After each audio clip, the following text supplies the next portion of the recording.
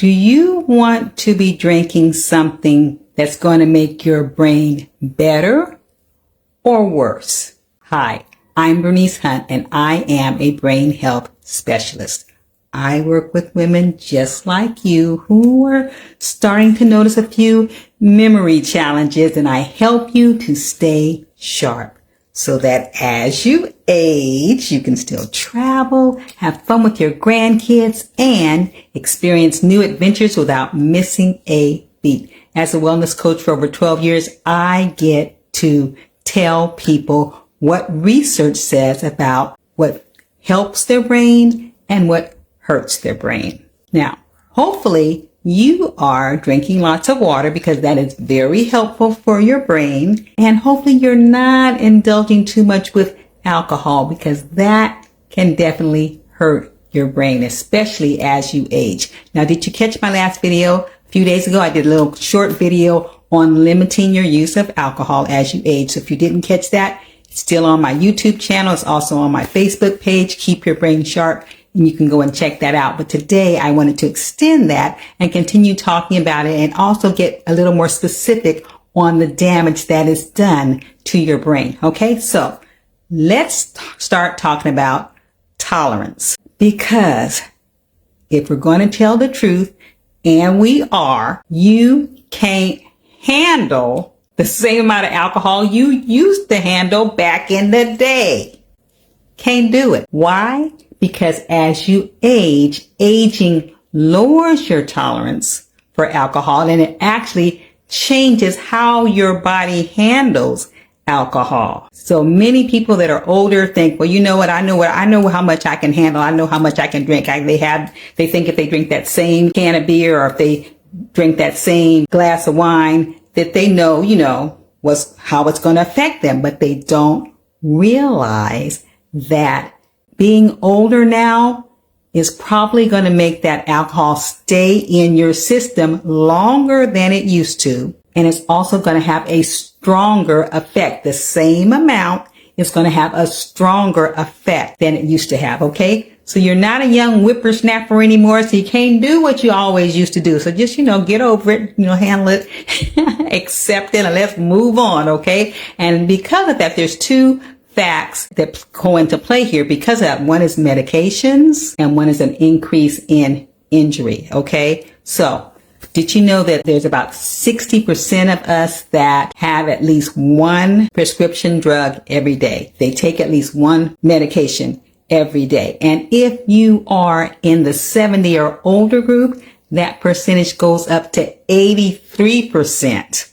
So as you get older, the chances of you taking medication increases. And when you're in your 70s, 83% of those people are taking at least one prescribed medication every day. Okay. So on that medication, even the medication may actually tell you to limit your alcohol or to avoid it altogether because they know the negative side effects of it. And some of them are dangerous and some of them can even lead to death situations. Okay. So that's one problem because the alcohol is now staying in your system longer. When you take your medication, that alcohol may still have an opportunity to interact with those medications negatively. You don't want that to happen. So alcohol is complicating things, especially when it comes to medications that you have to take. And unfortunately, for older women, they are more sensitive to that happening than the men. All right. But men, you beware as well. It's just the older women are even more sensitive. Okay.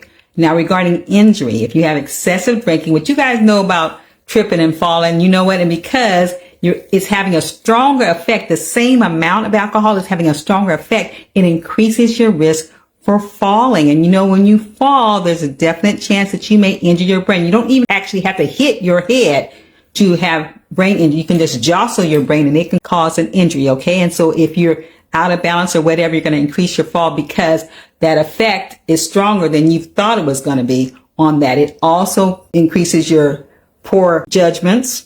Make as good judgments when you've been drinking a little bit. Okay. And also it reduces your bone mass. Your bones are thinning out. Okay. So there's increased fractures because of that as you age, and the alcohol is affecting that even more. Okay. So those are some reasons why you need to be careful with that. And also over time, regular drinking can actually damage your cerebellum. Your cerebellum is that part of your brain that has to do with balance and coordination. So there we go again with risk of falling and injury and those kind of things. So as you age, be cognizant of that because that is more likely to happen. Now, moving on, continuing with that physical brain.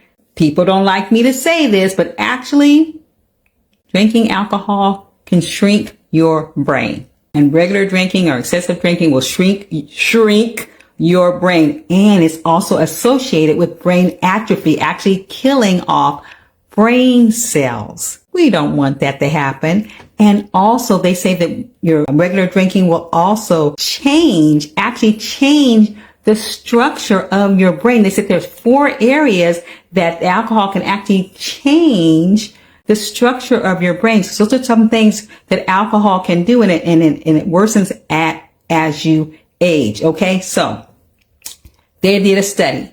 They did a study with middle-aged people, and they had them increase their consumption of alcohol drinking to 2 drinks a day. And when they increased it to 2 drinks a day, and then they checked them later, they found that drinking 2 drinks a day instead of the recommended 1, that actually aged them, their biological age, when they checked the age for biological age, was 2 years greater. So drinking that alcohol on a regular basis, 2 drinks a day, made them age 2 years more than they should be. And when they let them have 3 drinks a day, it went to 3.5 years. So it can age you prematurely. You can age you faster than it would be if you're just aging normally. I think that's a good reason to slow your roll, if anything else. Okay, so what is considered responsible drinking? Well, like I said, the recommended dosage is, if you're a woman, it's 1 drink a day. If you're a man, you get 2 drinks a day. I know it don't sound fair, but that's what it is. We'll have to live with it. Women, 1 drink a day. Men, 2 drinks a day. But if you are over 65, the rules change if you're on any kind of medication. So that recommendation I just said, that's for people under 65. Once you hit 65, if you're on medication, they don't consider 1 drink a day responsible anymore. Not to say that you can't ever have it, but they say do not regularly have alcohol, and definitely don't have more than 1 drink a day if you are over 65. Okay, so that changes the game a lot, guys. So what do they mean by 1 drink? For those of you that are playing like you don't know, 1 drink, we're talking a 12-ounce can or bottle of beer. That's 1 drink. A can of beer, 1 drink. Or 5-ounce glass of wine. That's 1 drink, 5 ounces. I didn't say 8 ounces. I said 5 ounces. And if you're having a shot glass, which is, I think, is 1.5 ounces, a shot glass of liquor, 80% proof. So we're talking your gin, your vodka, your whiskey, your rum, your tequila. You guys know what I'm talking about. We're talking about 1 shot glass of that. Okay, that's considered 1 drink. So now that you know that you should be changing up on your drinking as you age, if you want to know what you can drink and what you can do, I invite you to come to one of my free master classes. I have Better Brain master classes periodically. You can just go to my website, keep your brain sharp. Someone's always coming up. Check the schedule and see when the next ones are. Sign up for one, because your brain's destiny is in your hands.